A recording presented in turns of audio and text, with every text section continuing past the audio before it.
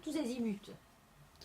Oui, alors il y a plusieurs aspects. Il y a le livre, tout à fait, parce que je trouve que les livres sont tout de même encore des outils un peu anciens, mais très pratiques. Et puis c'est un symbole, un livre, c'est vraiment le symbole de la connaissance. Mais effectivement, un livre aujourd'hui, ça a peu d'impact, beaucoup moins d'impact qu'autrefois en tout cas. Donc, par exemple, j'ai ouvert hier un groupe Planète du troisième millénaire sur Facebook. Donc ceux qui écoutent cette émission et qui veulent soutenir ce projet, mais qui n'ont pas non plus le temps de faire beaucoup plus qu'autre chose que de faire un clic, eh bien ils peuvent aller sur Facebook et montrer leur soutien en cliquant sur le groupe Planète du troisième millénaire, la planète du troisième millénaire, et rentrer dans le groupe. Et puis ça leur permettra d'être au courant facilement de tout ce qu'on fait dans ce domaine. Mais on va faire aussi un blog qui n'est pas encore créé. Par contre, l'opération et les détails de l'opération sont déjà sur un blog, le blog de l'Université intégrale. Parce que, évidemment, ce projet se construit avec le support, et je veux dire que tout le travail que j'ai fait dans l'Université intégrale, évidemment, vient d'ouvrir ce travail. Donc,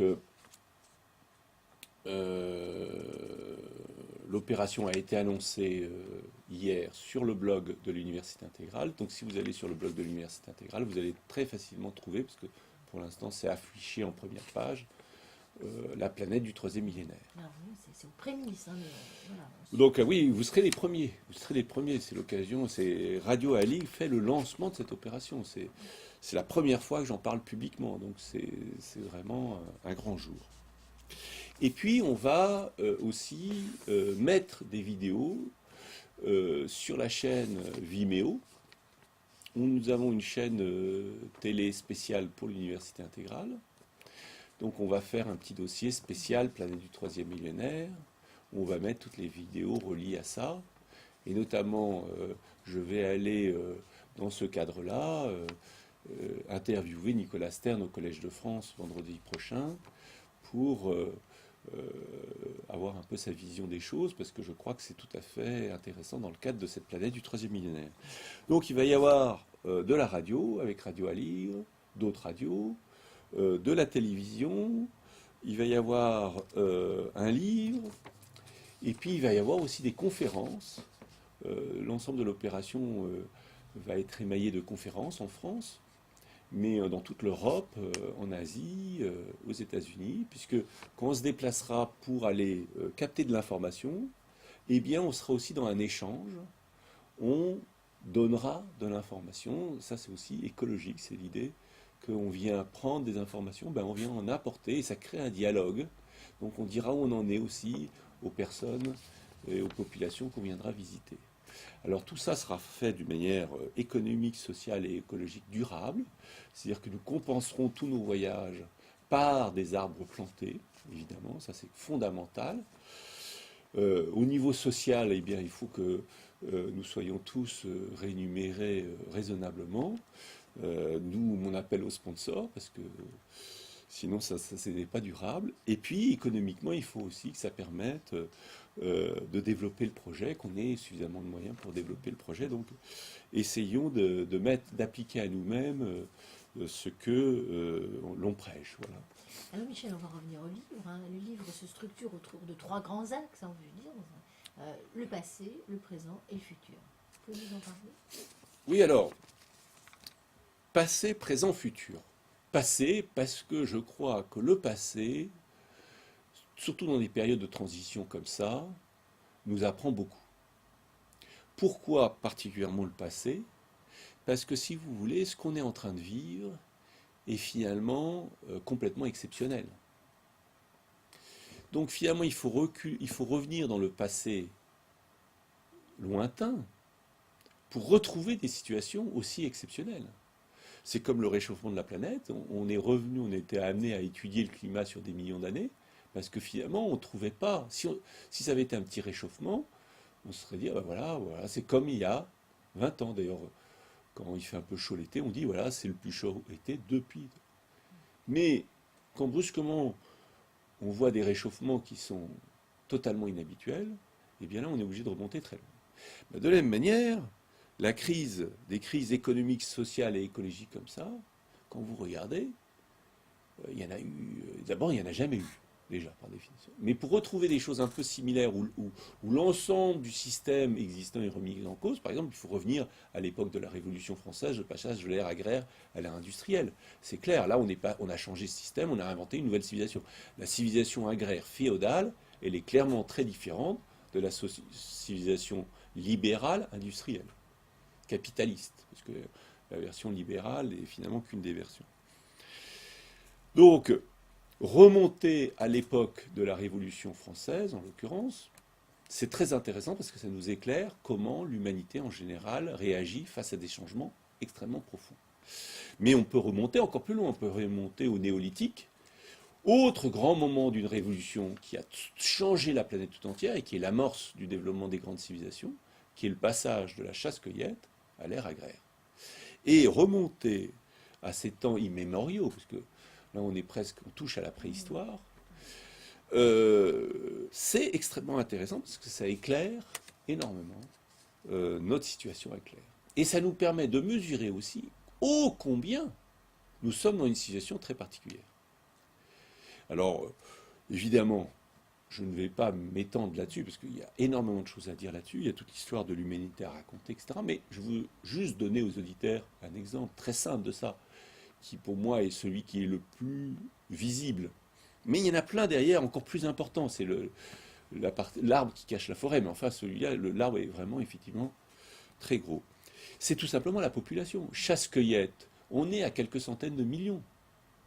On met des dizaines de millions d'années, des dizaines de milliers d'années pour atteindre un milliard d'années, un milliard d'êtres humains.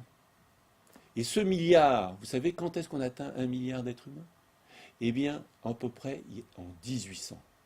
En 1850, on est 1,5 milliard. En 2 siècles, on passe de 1 milliard à 6 milliards. Et on va atteindre 9 milliards. Alors là, vous avez tout compris de l'ampleur de la transformation qu'on est en train de vivre et des problèmes que ça pose. Il est bien évident, beaucoup de gens se disent, mais comment ça se fait que brusquement, on nous parle de catastrophe écologique, alors que ça fait des milliards que l'homme est finalement sur cette terre, il n'y a jamais eu de catastrophe écologique. Et ils ont raison. Mais évidemment, si vous êtes qu'un milliard, voire pendant des milliers d'années, 100 millions, comme n'importe quelle espèce mammifère, qui dépasse rarement 1 million d'individus, eh bien à ce moment-là, ça pose aucun problème. Vous êtes intégré dans l'ensemble naturel. C'est vrai que les chiffres que propose la démographe sont assez, en même temps, à premier abord, comme ça, assez inquiétants. Donc comprendre ce passé, c'est vraiment mettre... Et on ne peut pas comprendre ce qui est en train de se passer sans comprendre le passé. Alors après, le présent. Le présent, encore une fois, aujourd'hui, vous avez des gens qui vivent encore comme s'ils étaient à la chasse-cueillette. Il y a des gens qui sont restés pour X raisons dans des bulles protégées, etc. Vous avez aussi la plus grande partie de l'humanité qui vit encore dans un monde féodal et d'agriculture-élevage. Il faut se rendre compte que sur 6 milliards d'êtres humains, il y a 1 milliard d'extrêmement pauvres qui sont en général soit des chasseurs-cueilleurs, soit c'est des sortes de chasseurs-cueilleurs des villes, parce qu'ils sont dans les villes, mais ils continuent à vivre comme de la chasse-cueillette, sauf que c'est dans des villes. Et vous avez après 4 milliards qui sont restés à l'agriculture ancestrale et qui sont en fait encore restés dans un monde relativement féodal. C'est tout le problème de la Chine au début du siècle précédent. Et c'est la transformation actuelle de la Chine qui fait passer au moins 1 milliard d'individus d'un monde féodal à un monde industriel. Et puis, vous avez les gens qui sont dans l'ère industrie-commerce, qui sont une toute petite minorité par rapport à l'ensemble de la population, qui sont 1 milliard d'êtres humains. Et dans ce présent, sur ce milliard, vous avez à peu près un quart, on considère, les culturels créatives, qui, eux, ont conscience de cette nécessité de changement de civilisation. Donc, tout de même, c'est un chiffre assez significatif, 250 millions de personnes, qui sont dans cette sensibilité un peu proactive de commencer à imaginer une civilisation pour le futur. Donc, si vous voulez, le présent, c'est tous ces présents. Et ça, il va falloir l'accepter. Alors ça, c'est un des aspects de la civilisation du futur, c'est comment vous gérez des gens qui sont dans des temporalités et des rapports au monde différents. Ça, c'est un problème très très intéressant. Donc, en tout cas, analyser ce présent, comprendre ce présent, c'est extrêmement intéressant. Et c'est aussi comprendre, effectivement, ces 25% de la population, de ce 1 milliard d'êtres humains, qui ne représentent jamais que 20% de la population, donc c'est 25 de 20%, hein, donc c'est toute petite minorité de gens qui sont déjà en exploration, qui sont ouverts à cette idée de changement de civilisation. Et bien parmi eux, il y a encore des pionniers encore plus avancés qui depuis 30 ans expérimentent des choses nouvelles. Il y a des entrepreneurs qui ont déjà réussi des entreprises économiquement viables, socialement viables, écologiquement viables. J'en ai rencontré une récemment, je viens de mettre la vidéo sur Internet, Alter Eco, qui est une entreprise française remarquable, à la fois écologique, à la fois socialement responsable, à la fois économiquement viable. C'est remarquable. Donc, c'est important, et là on retrouve nos cas concrets, et ça va être une grande discussion, c'est de voir rentrer en détail dans ces cas concrets. Je pense qu'on pourra faire même des émissions sur un seul cas, parce que ça vaut le coup de creuser chacun des cas. Mais aussi dans cette émission, d'autant plus qu'on rentre dans le cas concret, de montrer comment ce cas concret nous explique la civilisation du futur pour tout le monde, en général. Par exemple, on retrouve dans beaucoup de cas concrets ces 3 piliers, économique, social et écologique. Donc en même temps, c'est une grille d'analyse pour le cas, mais en même temps, ça nous dit un savoir-faire, un savoir-être, un savoir tout court, qu'on peut transposer dans plein de situations. Voilà. Alors, une fois qu'on a vu ce présent, à la fois dans son côté diversifié et à la fois dans son côté pionnier, on arrive à la 3e partie du livre, c'est le futur. Et ça, cette partie du livre, c'est la plus difficile, parce que c'est de donner une vision du futur. C'est-à-dire, au fond, on sent bien que le futur, il est en train de se construire avec toutes ces pièces du puzzle qui émergent partout sur la planète. Parce que moi, j'ai beaucoup voyagé, et bien je remarque, et c'est ça qui me donne de l'espoir, qu'il y a des gens partout dans le monde qui sont en train d'innover, de créer. Et comme vous le disiez, très souvent les médias n'en parlent pas, parce que les médias sont très obsédés par soit le déni, combien de déni de la situation actuelle. Enfin, pendant 30 ans, ils ont dénié. Ils n'ont pas intégré l'information, alors qu'ils étaient théoriquement les transmetteurs d'informations. Et deuxièmement, le catastrophisme. Et en général, le catastrophique alimente le déni. Parce que alors, la dernière chose des médias, c'est de dire « Ah, tous ces gens catastrophiques, de toute façon, on en a assez, c'est fatigant. » Bon, finalement, si c'est tellement catastrophique, de toute façon, il n'y a rien à faire. Donc, revenons à nos affaires quotidiennes. Donc, si vous voulez... Et les médias ne sont pas entre les mains, justement, de la population, cette marche que vous appelez les créateurs culturels. Oui, alors en plus, les médias, sauf Radio Aligre. Sauf quelques radios libres, c'est tout le rôle des radios libres pionnières, justement. Alors ceci dit, je trouve que même s'ils sont encore beaucoup dans le catastrophisme, au moins ils sont dans le diagnostic, c'est aussi Arte. Il y a des très très bonnes émissions de Arte, en tout cas, qui font l'état de la planète et qui éclairent sur cette situation. Voilà.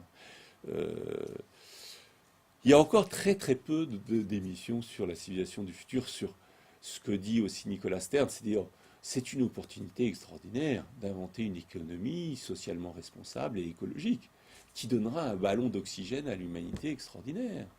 On est peut-être au début du vrai développement de l'être humain.